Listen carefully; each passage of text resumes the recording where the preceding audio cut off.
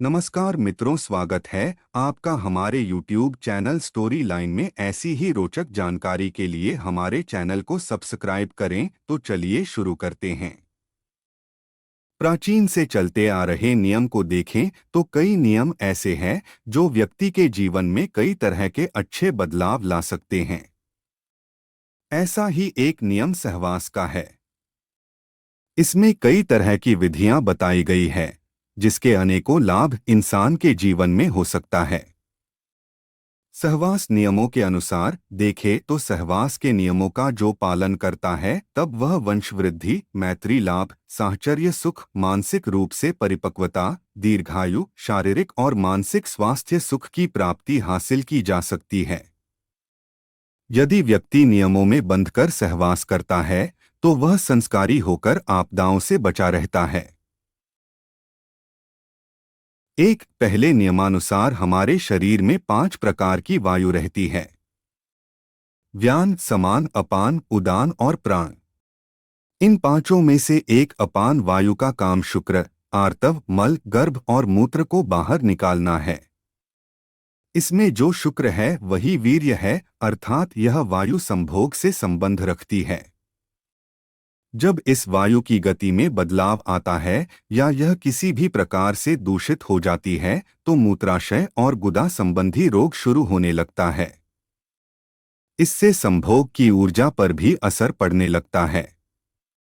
अपान वायु माहवारी, प्रजनन और यहाँ तक कि संभोग को भी नियंत्रित करने का कारक है। इस वायु को शुद्ध और गतिशील बनाए रखने के लिए आपको अपने पेट को सही रखना आवश्यक है।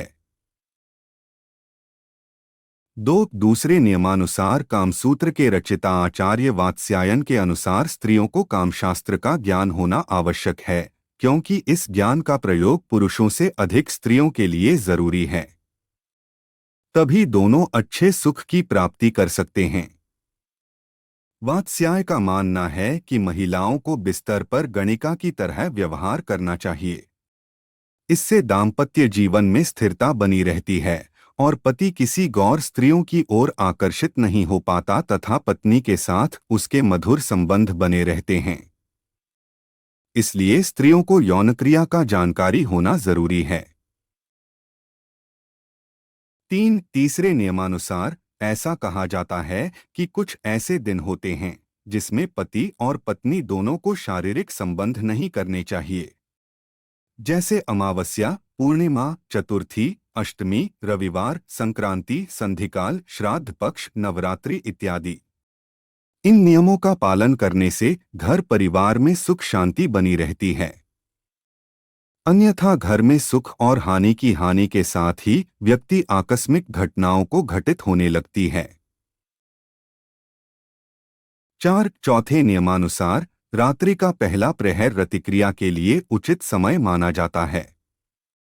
इस प्रहर में की गई रतिक्रिया करने से संतान की प्राप्त होती है, जो कि आपके आचार व्यवहार एवं संभावनाओं में धार्मिक, सात्विक, अनुशासित, संस्कारवान, माता पिता से प्रेम रखने वाली, धर्म का कार्य करने वाली, यशस्वी एवं आज्ञाकारी होती है।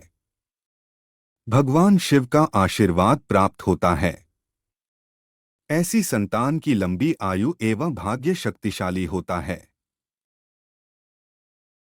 पांचवा नियमानुसार यदि किसी व्यक्ति को संतान के रूप में पुत्रियों के बाद पुत्र चाहता है तब उसे महर्षि वात्स्यायन के नियम अनुसार स्त्री को हमेशा अपने पति के बाईं ओर सोना चाहिए।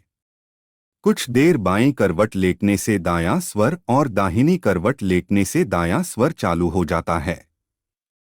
ऐसा करने से दाईं ओर लेटने से पुरुष का बायां स्वर चलने लगेगा और बाईं ओर लेटी हुई स्त्री का बायां स्वर चलने लगता है। जब ऐसा होने लगे तब संभोग करना चाहिए। इस स्थिति में गर्भाधान हो जाता है।